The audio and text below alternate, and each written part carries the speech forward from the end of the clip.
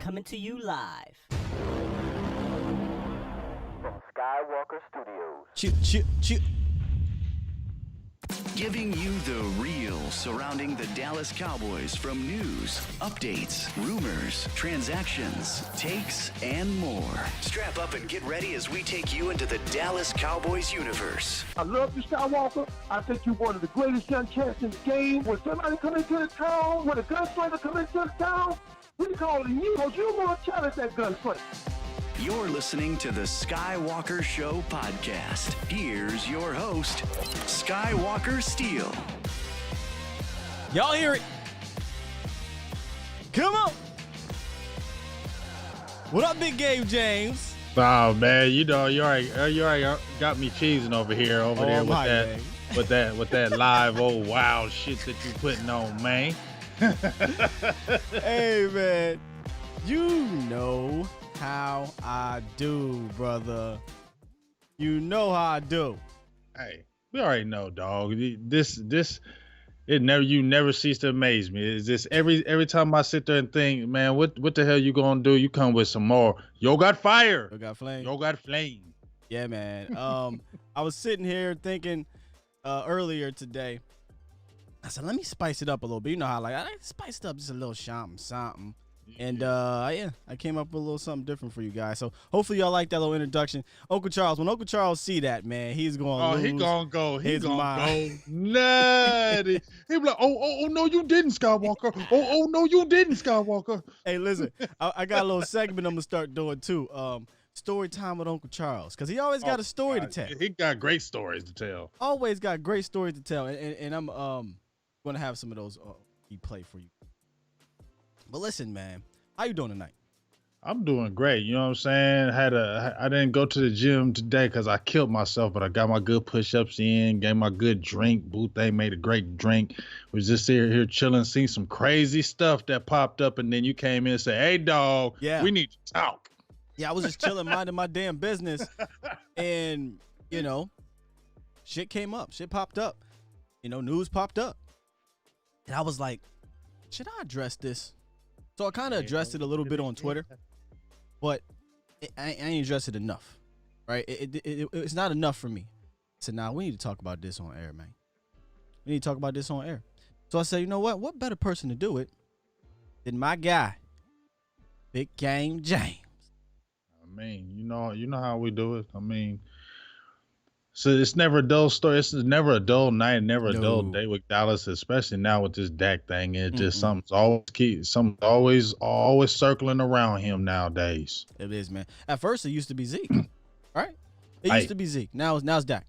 So yeah, I was minding my business, and then that little weird Dak thing came out, and we're going to get into that. We're going to show you guys some of that if you hadn't heard, right? But before we do all that, man, how is everyone out there in the chat watching this across all platforms? Be it my channel, Big Game James channel, or Facebook. We got Facebook in the building as well. My Cowboys fans only. Jay Tuck in the building. What's going on, brother? What up, Jay Tuck? Cali Cowboy 805. What's up, brother? Eduardo. We got Justin in the building. Gambino. What's up, Gambino? Gambino. T-Mac. What's going on, T-Mac? Always in here. James. What's going on, James? The other James. James be holding it down. James be holding it down. James Rogley. I'm saying that right? Yes, James definitely holds it. He holds it down, man. He holds it all the way down on Facebook. Yes, he does. Yes, he does, man. Yes, he does. Carlito. Mercedes, BMW, Porsche. What's up, brother? I ain't never gonna let you live that down. Right. Well, yeah. If y'all don't know, he thought he was a sister. Woo! My other OG, B Bird. What's up, B Bird? in the building. That's the other OG. Stephen Vaughn in the building. Of course, Boothang in the building. Quest, you too. He said, somebody give me a cigar. You know, see, Quest, I love you, Quest. Quest is funny. He's interesting. He's interesting. He's not really on a far I don't like Dak thing, but he's like whatever with Dak. He thinks Dak is whatever. That's like my guy, new guy, Kid. He don't hate Dak, but he'll go ham on him though. Yeah, that's what Quest do. Quest is cool with Andy Dalton being the quarterback. What's up, Garrett on Facebook? Yeah, I know. Art Lugo, James Gary, Capital City Music Man, Capital City, bro. Are you from Harrisburg area? Usually see a lot of people do the Capital City thing. No Dak Ninja in the building. Yes, the Lunatic, of course, is in the building. Kid Rasco, is that who you talking about? Yes, sir. Oh, he gonna have a lot to say today. He gonna have a lot to say. Brandon Williams, Young Wilson, and the many Young more. Wilson. Many more that will be coming through here as we get going. But first, here we go. Shout out to a couple new members that have joined the channel. DMV has become a member. Thank you, sir. And I believe another person. Let me find it here. Eduardo. Oh, man, I thought you was already a member, man. Appreciate you, Eduardo, for becoming a member to the channel. I just posted a members only vlog when I was on the road today talking about the rookie. So y'all have access to that and many, many more things on the channel. And like here on this channel, Big Game James channel membership has a lot of things too. You can tell them a little bit about your giveaways that you did with the jersey and hat and things like that. Membership has its privileges, you know what I'm saying? Hey, we try to do giveaways, try to have a fun time, you know what I'm saying? KMT, he just got his jersey. Hey ho, he just popped in there, got his lights fresh. I seen that Diggs jersey and it's stitched, it's official. I looked at it, said, I'm gonna have to order me one. You know what I'm saying? Got my guys, a couple had just sent out a birthday, had the T Smooth TV birthday shirt coming to my guy Floyd Puryear. He's got a birthday coming, so he's got a birthday Cowboy short coming. So we'd like to do a lot of good things. Like Skywalker said, a lot of good behind the scenes. Got some good behind the scenes with Patrick Walker. We try to just kind of keep it funky, fresh, and something for you all. Have a good time and just be excited to be a member and loving the shows. You know what I mean? Right, man. Hey, listen, we want to give back to you guys best we can. And if this season happens, it's gonna be fun. Oh yeah. Oh, got one more. Mercedes, BMW, Porsche. They going ham. I think some of them already was member. My boy Eduardo said I was already a member, but the payment got messed up. So it makes you reapply for the membership. So. Oh yeah, I noticed that. I noticed that too. Like I was like, damn, what happened? Then it popped back up. I said, oh, there they go. Hey, I know how that is. I know how it is. So. Yeah, man. Shout out to the Lunatic for the $2 donation. It says 2020 equals number 6. Let's hope so. We were talking about it with Pat before the show about this being a COVID season. And possibly being an asterisk. It was like, listen, if the Cowboys win the Super Bowl, I don't give a damn about no asterisks. Put all the asterisks you want next to it. Dog, it's 6. I don't care. Does anybody talking about that 99 championship from the Spurs with that asterisk with the lockout? No. It don't be like 6. Tim Duncan got 4 with a 5 asterisk. They said 5. Exactly, man. $5 foot long. Exactly. Do we have a birthday in the building? Who? Jessica Haggerty said my birthday is it's 8/9. Her birthday is on 8/9. Hey Jess, if we streaming that day, pop up in here. Yeah, you know we're gonna have sing happy birthday. Stevie Wonder version. Yeah. Happy. You know what I'm saying? All that good stuff. Also, y'all, because somebody said, open up the lines. They coming, man. Open. 701-802-5083. Access code 533-9757. The lines are open. Call in, get your takes out on today's crazy news, whatever the heck you want to call this news. I don't even know what to call it, brother. What do you want to call it? Because rumors over here. Rumors. That what rumors over here. What's we gonna call them? Because while we've been talking, Sky, while you was putting your funky fresh production together like you always do, Dak Prescott, I guess tweeted was like fake news.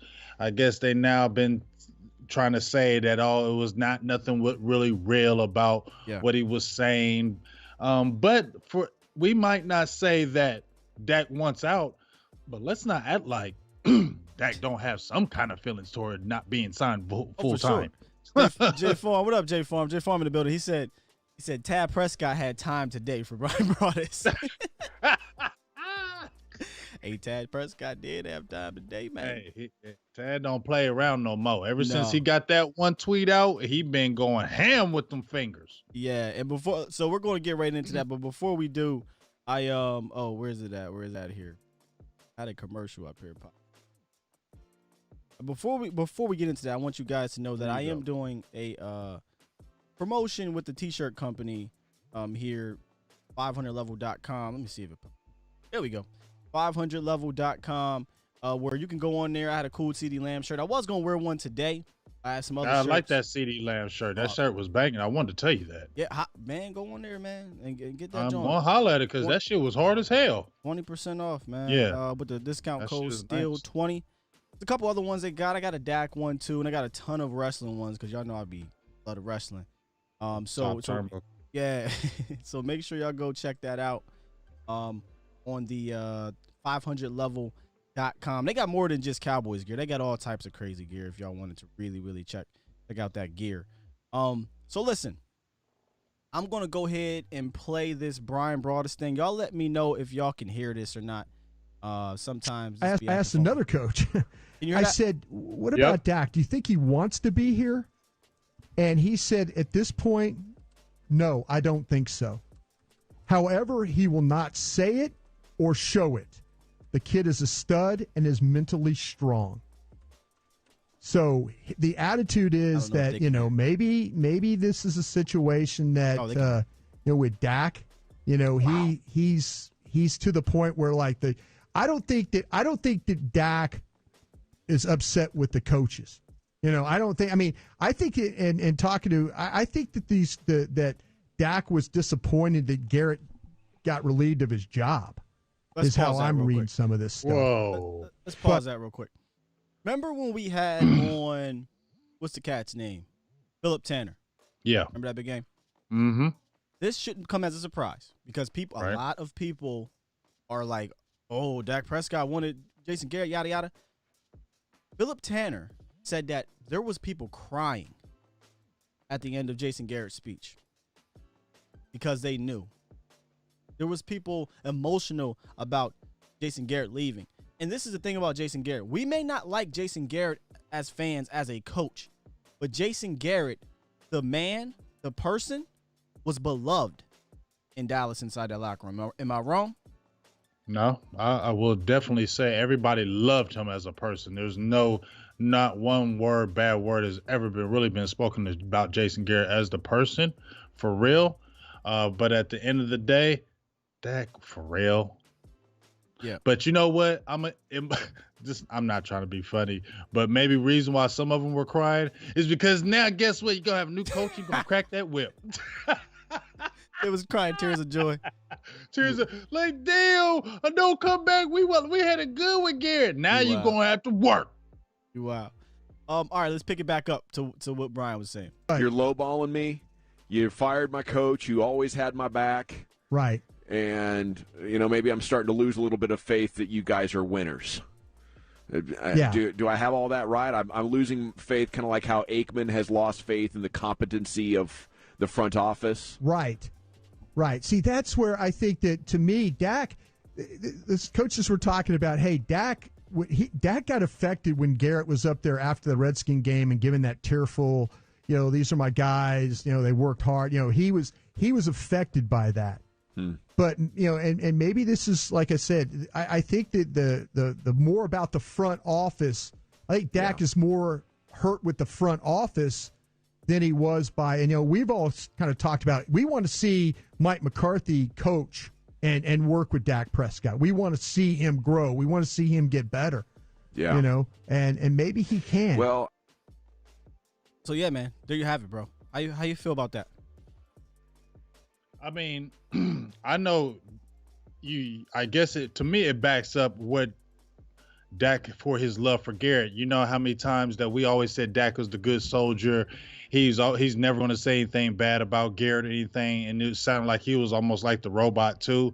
So I get that reaffirms his love for Garrett and how much he really still wanted him there. I feel this way. I do feel like Dak does have some feelings about this because dog, we talked about this before, and I won't make this long, but it's just my feelings about it. And it bothers me because if I'm Dak Prescott and I look, like I said, when you moved on from Rome, I can't get away from that. That was your guy that you never had to move away from, Sky. They never had to move away from Romo if they didn't want to. You know what I'm saying? Nobody forced the Jones to do that. Okay? They did it on their own. So when you did that, this is your guy, Dak. So if 4 years I do everything you're supposed to do, and Cooper gets signed, Lawrence gets signed, Collins gets signed, Smith gets signed, my dog Zeke gets signed, and we were talking about that, like, I love you, Zeke, you my boy, but damn, my dog getting signed 2 years in, and I'm still sitting here. And when he made his little tour before this COVID thing was going on, remember Dak was doing all his little interviews, he sounded upset in his interviews, like, yeah, you know, we thought things was going to get done, but Dak ain't never going to look mad. But you could tell he was bothered by, why am I still not signed? Then you go all the way down to the last minute, and then we hear the dialogue back and forth. When you sitting there as Dak Prescott, like, this should have been done. Yeah, it's good. I got a $31 million 1-year deal, but everybody else is getting multi-year deals, and you keep saying I'm your guy. But Sky, if you are Dak Prescott and you sitting down watching TV and your Stephen Jones is saying he's our guy, but we got to spread it out for everybody, and then everybody's getting paid, you're not gonna feel some kind of way, man? Oh, for sure. I think what Brian also pointed out was that Dak Prescott is not mad, or wasn't mad, and is not mad at the coaches. He's more mad at the front office. And our guy Jay Foreman here said, "I've been telling you guys for months the Dallas front office is trash."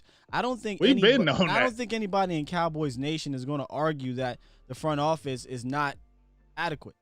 I think they'll tell you the scouting department in, like, Will McClay is above average, pretty good, if not, one of the better ones in the league.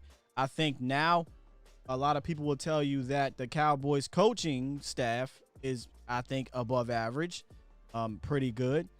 No one should be telling you that the front office is a really good front office. And Dak Prescott, from what Brian Broaddus is saying he's fed up with them. And of course, like you said, you talked about with off air, you talked about Ezekiel Elliott, right? Mm-hmm. You said that could be the final nail in the coffin when they paid him prior. And I said, I don't know. I think that's his buddy. I don't think he really thought that paying Zeke meant you weren't going to pay me. I think he wanted to see his best friend get paid. He even came out and said it. I want to see my best friend get paid, right? But for me, as you guys know, I'm not a fan of acquiescing to the running back 2 years prior to him needing to be paid before your quarterback. I don't care if he was the engine, the straw that stirred the drink, or the engine to the offense. I don't care. He's a running back. Love Zeke. Great player. He's a running back, right? So was he mad at that? I don't think he was mad at that. I think he's upset that it did not get done after. And then you have another year where the market continues to keep getting reset, and y'all are playing this game of chicken. Usually when you play a game of chicken with your quarterback, front office caves, if you want to call it that. You really don't play game of chicken, is what you're talking about. You don't play with me. Don't play with me, dog. Basically. Mm-hmm. Don't play with me. Y'all told me y'all love me and all this stuff, and y'all not acquiescing to me now, right? So yeah, I understand his frustrations. I understand all that, but where I want to know from the nation and from you is, do you believe that this coach, right? This is the thing. A former coach came out and said that he doesn't think Dak wants to be there anymore, but he also said he will never come out and say it or show it, and this guy's never really going to say his name, whoever this former coach is. Do you really believe that? No, I don't really believe that, because honestly, when Dak speaks, I believe what he says. You know what I mean? I do feel like he's not going to run down anybody, throw anybody underneath the bus. That's just not his character. But Dak said from the very beginning, I grew up a Dallas Cowboy fan, a deep Dallas Cowboy fan. My family's Dallas Cowboy. I always wanted to be a quarterback for the Dallas Cowboys. So for me to feel that he just wants to leave now, no. But I will definitely say I don't want to leave. It's kind of like, Sky, like, I love the Cowboys. Like, this is why I feel. I grew up loving the Cowboys all my life, Sky. And then now I got to play with them. and I'm the quarterback for him, and I'm doing all that, and I love it. But then if this happens, I ain't gonna say I still don't want to be the quarterback of the Dallas Cowboys, but my ear's gonna be a little bit more open now to other things, like they weren't before. First, I was all the way Cowboys, and maybe I'm still Cowboys, but now I'm gonna just keep my options open now because maybe some trust has been broken. Yeah, I definitely think trust has been broken. Without a doubt, I believe trust has been broken. But here's the thing: my boy Jay Tuck said, "Yo, did Brian Broaddus just hit us with the crossover? The crossover, hesitation crossover with that tweet?" I don't know. I mean, he might be saying one thing and hit us with the other, but he's not, because here's what happened. Okay, RJ Ochoa, I hate the name drop, Vlogging the Boys, who do? He put a tweet out that was kind of misinterpreting. He said that the Dallas Cowboys coach said that he doesn't think Dak Prescott wants to be here. The nation went on fire. You know, the tweet circulated. I was confused. I'm like, this don't even make sense. Like, why? Wait a minute. Let me just chill out real quick. And then Brian came out and said, whoa. I didn't say a Dallas Cowboys coach. I said a former Dallas Cowboys coach. So now that makes me believe, is it a Chris Richard type, or is it Dave Campo, who was around the team but wasn't a coach last year? Just saying it. We don't know. Bill Callahan. Philly Notion said, yeah, right, exactly, Bill Callahan. Somebody that don't like them. Let's stir up something. Chan Gailey came out of nowhere. Philly Notion. Shout out to Philly Notion, man. He has a couple donations here. I think it's on your channel. I love Philly. Yeah. I know y'all hate him because he's a Philly fan. I don't hate him. He shows mad love. He shows support, gives us mad love, and donates. You ain't getting thrown out of my feed. Got you, DMV. We don't like the Eagles, though. No, I like Philly Notion, man. He's respectful. He comes on, he talks. You know, I like Philly Notion. He says, y'all need a real GM to pay people correctly. Until that happens, Dallas will continue to be a dumpster fire. First of all, we ain't a dumpster fire. You know we ain't no dumpster fire. In this era, this whole Dak situation shouldn't even be a headline. Listen, how do you argue against that as a Cowboy fan? But listen, but Sky, how many Philly fans have got on here? We just had the Philly fan the other day, and we've had Philly fans already say that. We love how that front office keep messing up. Keep on doing it. Keep on doing what you're doing, because deep down inside, they know we good. Super chat. Shout out to you, DMV, for the $5 donation. Hard. He says, can we talk about the lack of blame? I'll read this damn super chat. He said, can we talk about the lack of blame that Todd France is receiving in the contract failure? How you feel about that? Because it's interesting. I think he probably should have a little bit of blame, because we saw what he did with Aaron Donald, right? He didn't get Justin Simmons played. That's another Todd France client. And I think there was another guy he didn't get paid as well. So on one hand, yeah, I think you might have to say, all right, listen, Todd, we got a quarterback here. Is there any way you can compromise? Right? But I'm not there. Right? I don't know. 1, 2, on the things that we reported, Big Game James.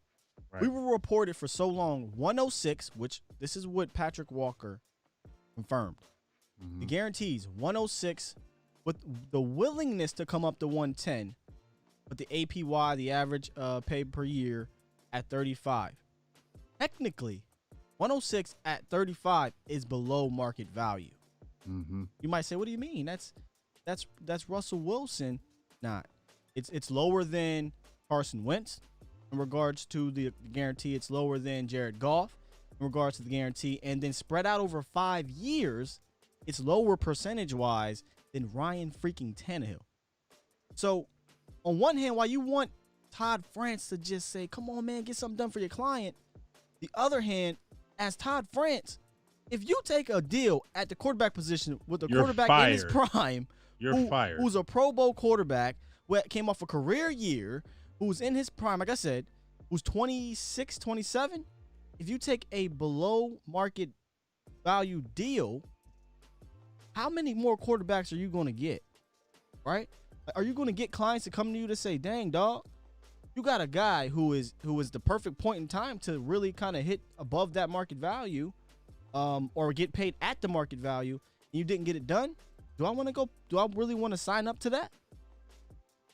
Yeah, see, and here's the thing, just to bounce off I'm of just throwing that. stuff out there. I mean, just even to bounce off of that, he got rid of his agent. He switched agents June 2018. June 2018, Dak went to Todd France. So that was telling you, and isn't that telling Todd France that, guess what? I got to make this deal because I switched agents for you. So if you get signed me to a below market value, then why the hell did I hire you? I'm sure you cost more money than my other agent. Yeah. You get what I'm saying? I'm sure Todd Francis ain't no cheap agent. When he switched, was that in the summer of was Aaron Donald holding out? Was it June 2018? Because that's when he switched to him. Got paid. I don't know if it was so. 2 years ago, Aaron Donald got paid, or was it last year he held out, got paid? Regardless, I think if he saw what was happening with Aaron Donald, maybe Dak was like, oh, this guy about to get paid. I can get my bread. And here's the thing, Cowboys, y'all should have known once he switched to Todd France in 2018, you knew what it was. Y'all knew he wasn't going to try to come cheap. Y'all knew what it was. But you heard even when P-Dub was on the show, he even said that Stephen Jones was trying to do like he did with DeMarcus Lawrence and the other guys, stick out his chest, wait till the last one, like, all right, let's go ahead and get this done. And they were still like, no, we ain't on that 5-year deal. We're staying at 4 and we're going to do this. How can you really be faulting the agent? Because we're staying firm at this. We want our agent. Okay, well, you're not going to do it. We're going to go ahead and play on this tag. How's the agent really messing up when he didn't cave to them? Because they were still giving him an under market value deal. The agent is still saying, no, this is what you brought me in for. This is what we're staying for him. If you don't want it, okay, we'll play on the tag and we'll holler at you next year. And the price is going up. See you in February. Man, that's not a bad point, brother. Not a bad point. Let's get a caller in here.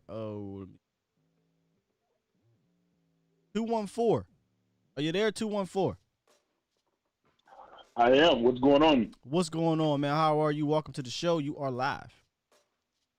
Hey, what's going on, man? This is Jay from B. How you doing?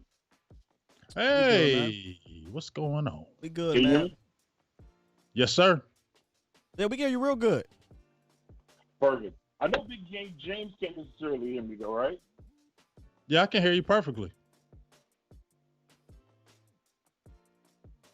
Oh, I don't think he can hear you back. I think that's what it is. Oh, okay. Okay, Okay. so he can hear you, brother, but he can't. You can't hear him back. So we still got you though. Okay, cool. So just a couple of points. One of the things that Big Game James mentioned, we're always talking about structure within the Cowboys organization, and I'm a huge proponent for structure. Yeah. And Cowboys fans are going to hate me for this, and I say it all the time. The Dallas Cowboys, and this is going to be a bold statement, I've made it before, will never, hear me clearly, will never win another Super Bowl the way they are currently structured. The Cowboys franchise is too hands-on. Everyone always talks about Will McClay being the GM. I need to correct everybody. Will McClay is VP of player personnel and scouting only. Yep. He handles not one segment of the money. So, therefore, as long as the Joneses are in control of the money, the Joneses control the decision. Going all the way back to Tony Romo, I'm going to give you guys something. How many games? First of all, Tony Romo got paid in May of 2013. Got paid twice. Hold on. Like but 4 contracts. The big money franchise-setting contract was in May 2013. He was paid he was guaranteed $108 million. 5 years, $108 million. That number sounds familiar, by the way. Keep in mind that was 2013. The very first start was in September of 2014. Tony Romo's last start as a Dallas Cowboy was Thanksgiving 2015. That was 24 games. The Cowboys were dissolved from paying him last year in March. Yeah. Let me tell you, that is the mark of a bad front office. So what Jerry Jones and Stephen Jones did was instead of filing the paperwork to retire Tony Romo, they compromised the team. If you notice, the cap space that we accumulated as a team from last year, the team has done nothing with it. They did nothing with it. Last year, they had $24 million. it was on the books before the close of free agency. They did nothing with it. Going back to the Eagles point, I don't know which Eagles fan in the chat made it, Really but knows. I did it in another Super chat, chat. and I said before, I said Howie Roseman is the best GM Oh, yes. in the NFC. I agree. Since taking over One from of them. Chip Kelly, no, he is the best. Now, yeah, to me, he's the best. The guy, Brett Leach over in Kansas City, he's about to come real close. I think He's John Lynch on the AFC. has an argument now too. Oh, well, yeah. Yeah. Okay. But here's the deal. The Eagles were, since Howie Roseman took over in 2016, the Eagles have made the playoffs has made the playoffs every single year since 2017. Now, granted, they're up against the gauntlet because in 2021, they're supposed to be negative 50 in cap space. That's just the projected. Of course, Yeah. I'm sure he'll figure it out. But here's the thing. The Cowboys are not ever structured to put a team around their quarterback. They've never done that. That is the mark of a terrible GM. The reason why you're seeing teams like the Chiefs. Still there? Howie Roseman spent $150 million on free agents. That's why they were able to go in and win a Super Bowl with a backup, a journeyman backup at that. Yeah. So let's be really clear. The Yeah. Cowboys are quite the antithesis. You know why? Because in 2015, they tried out not one, not two, but three quarterbacks and only won one game with them. So again, the front office, the way it's structured, is still structured the same way. So a lot of people are excited about this coaching staff. I can tell you now, stop being excited about this coaching staff. It's not going to change. The Cowboys' problems are deeper than the coaching staff. Sure, This but goes all the way up to the front office. I love everything you said on this call. I really, truly do. Because I definitely agree with probably 99% of it. Here's why I can't ignore the coaching staff. Because with all that said, the team went 13-3, 12-4, and 13-3 again before, and 10-6. With that happening in the front office with piss poor, in my opinion. And you know why? You know why? Hold on. You know why? Let me because get that's some talent from the draft pick.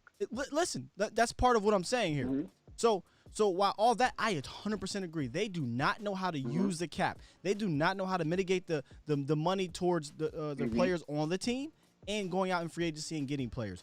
Howie Roseman knows how. Here's why coaching does matter, though. Because with better coaching, with those talented teams, be it via draft or what have you, I think the Cowboys, at the very least, get to the NFC Championship with a very good chance to get into the Super Bowl in one of those years. However, winning it takes the ball bouncing your way. But I totally 100% agree with you in that this front office is an issue. Not the scouting department, the front office. And we talk about it all the time, Big Game, and you probably know as well, being on listening to our shows. There's a gift and there's a curse when it comes to Stephen Jones. Stephen Jones does know how to manage the cap. We have no problem with him managing the cap. He doesn't know how to mitigate the cap. He doesn't know where to put that money at, in my opinion, in a responsible way, or his priorities with the cap on the team. So I totally almost 100% agree with you, but I do think coaching does matter, because if you get better coaching, then you have an opportunity. We've seen it. We've seen it with piss poor coaching. We've had good teams that were on the cusp. Now we have better coaching. Let's see what happens. But I agree, brother. We need better from the front office, and this is not looking like better. This is looking like worse. One of the common themes that you'll see around the league, and I don't want to take up too much of you guys' time, but one of the common things that you guys see around the league is, outside of the Patriots, the keys to winning and to getting to at least by minimum, the NFC Championship is building through free agency or making big splashes through free agency. We saw it with the 2015 Broncos. The 2015 Broncos started building from 2013. Everyone famously talks about that Romo game, the shootout between Romo and Peyton Manning. Keep in mind, Peyton Manning was going after the Cowboys' 31st ranked defense. Tony Yeah. Romo was going after the Denver Broncos' 27th ranked defense. So let's not act like we have stellar defenses here. That's why both numbers were inflated in that game, because both had pitch poor defenses. But I'll tell you what was the key. The Denver front office, what did they start doing? They Start going out there. They stole DeMarcus Ware, and they put DeMarcus Ware back in his proper position. And then they went and got actually DeMarcus and Aqib Talib were on the same plane because they were both leaving from Dallas. By the way, fun fact: they were both leaving from Dallas, headed into Denver. They didn't even know what was going on until they met at the airport. But that's another story. Nevertheless, here's the thing: again, front office, the Eagles. I go back to that. Howie Roseman started building a team around Carson Wentz from the beginning. First of all, we saw Jared Goff look piss poor. Was that year before last when he got carried throughout the playoffs? Jared Goff literally walked through the entire postseason and had one 1-yard touchdown against New Orleans. Because that front office surrounded them with talent. Thank you. And listen, I had a rant. Listen, I had a rant on this after 2017. After the very last game of the season, and then we're going to go ahead and move on. But this has been a great call. I just want to kind of help you with this point here. After 2016, this front office, this team got lazy. They got complacent, and they thought they could bring back the same pieces and make no changes. Meanwhile, in St. Louis and in Philly, Los Angeles Rams went out and got the coach they needed. Went out and got the receivers, upgraded the offensive line, upgraded the defense, upgraded everything around their first-round pick quarterback. Over in Dallas, they went out.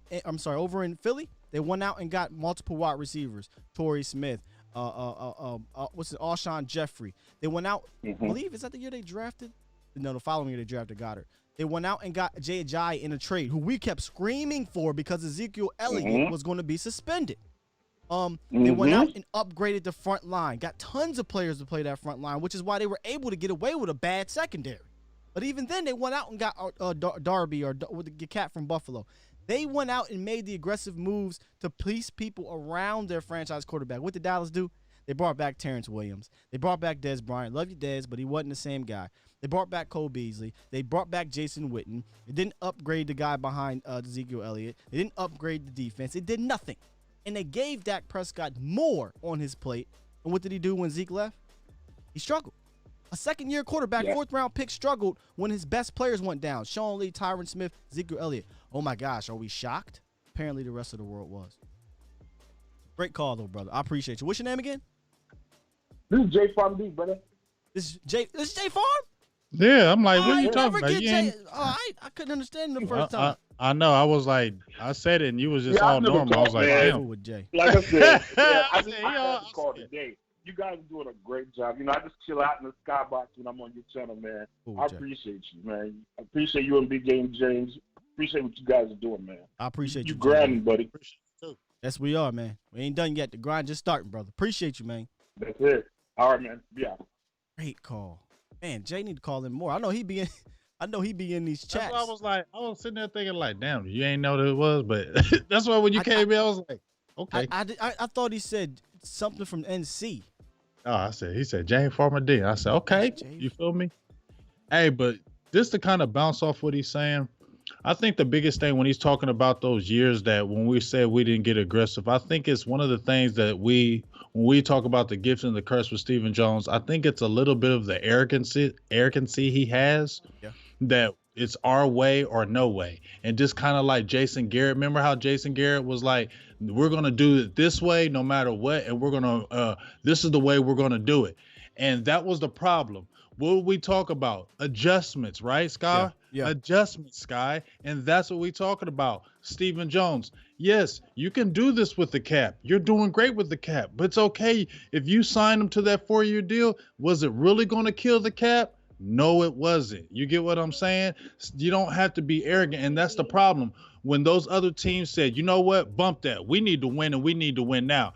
Dallas stayed in their arrogancy and said, we can bring back a Terrence Williams. We can bring back a blah, blah, blah. We're still going to win because we're going to do it this way. And guess what? No, it did not happen. So that arrogancy causes Dallas to fall. I Place think the it. only thing that does save us, because we do Okay. have a Mike McCarthy now. You get what I'm saying? Right. That's why. That's why I mentioned this is that our about saving Jay. grace. That's why I mentioned that to Jay, is that I can't discredit coaching because Nothing he's saying. we went 13-3, 13-3, 12-4, 10-6. Very close to getting to the NFC Championship game in a couple of those. And by the way, guys, these aren't praises. I'm not praising those seasons. Yeah. I'm just saying we did that stuff with Jason Garrett, Right. Rod Marinelli Right. as our coaches. So I definitely think that with the Mike McCarthy, it can possibly overcome a little bit of that, because that's the problem under the Jason Garrett regime. We haven't overcome ourselves Is that in coaching. Exactly. We've had to always overcome coaching. And, you know, as much as we want to rag on the front office, and I will rag on them, you know, till I'm blue in the face. I will. Here's the thing, though. We got where we got to, which is pretty close with that coaching. So if I can get me a little bit better coaching, I'm not asking I'm not asking Mike McCarthy to be, you know, Tom Landry. I just need him to be better. And I think, And I'm gonna feel a little bit better with that. Like you said, you had 10 years with Garrett. This is crazy. 10 years with Garrett. He's the second all-time winningest coach in Dallas Cowboys history. Okay, and you think of that, and then you think this guy has won, I think, 3 NFC championships when he was with Dallas. He only missed one playoff. I mean, only had one losing season. It's funny is he missed the entire season, and he's still second most wins in the playoffs in the NFL as coach. Yeah. We got a couple more callers. And shout out to the chat, man. The chat is booming. There's been a couple donate. I think I might have missed one from you. Young Wilson. Yeah, it looks like Young Wilson on your page. 2 new members. Gambino more became members a too. member. Shout out to you guys, man. Gambino. Young Wilson with the $9.99 donation on Big Game page. He says, BGJ and Skywalker, thanks for the heart and love of the Dallas Cowboys. Stay safe, and aloha, my 2 Usos. What's up, Oos? Shout out to you, man. Oh, man, he calling me that. I'm feeling blessed now. T-Mac, our guy T-Mac said, can't get enough results by doing the same stuff. That's called insanity, T-Mac. Can't. Absolutely, his ego is detriment to a team that is on the verge. He's talking about Stephen Vaughn's talking about Stephen Jones.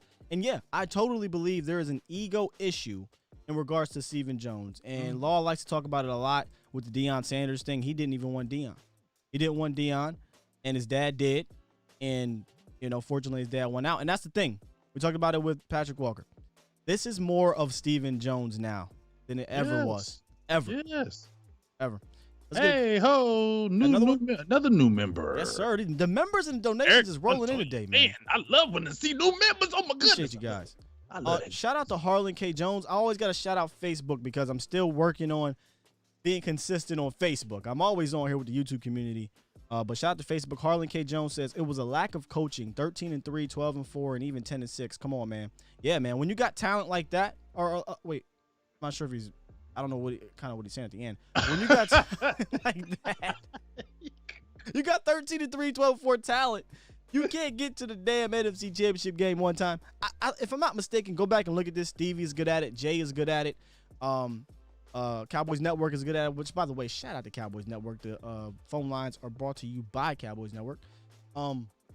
They are good at looking these things up. How many 13-3 and 12-4 teams didn't make the NFC Championship game? Oh, 10 years, not one NFC Championship. And the new guy that we got, been to 4. Yeah.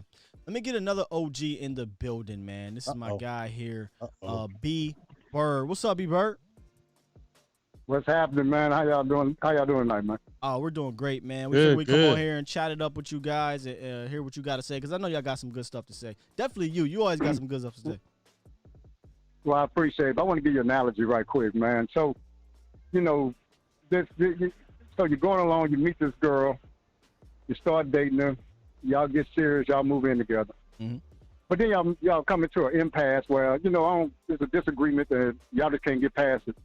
But then y'all sit down and talk, and y'all say, hey, look, we're just going to move out this house. You move back with your people. I move back with my people. We're going to continue to date. That thing never gets back together again.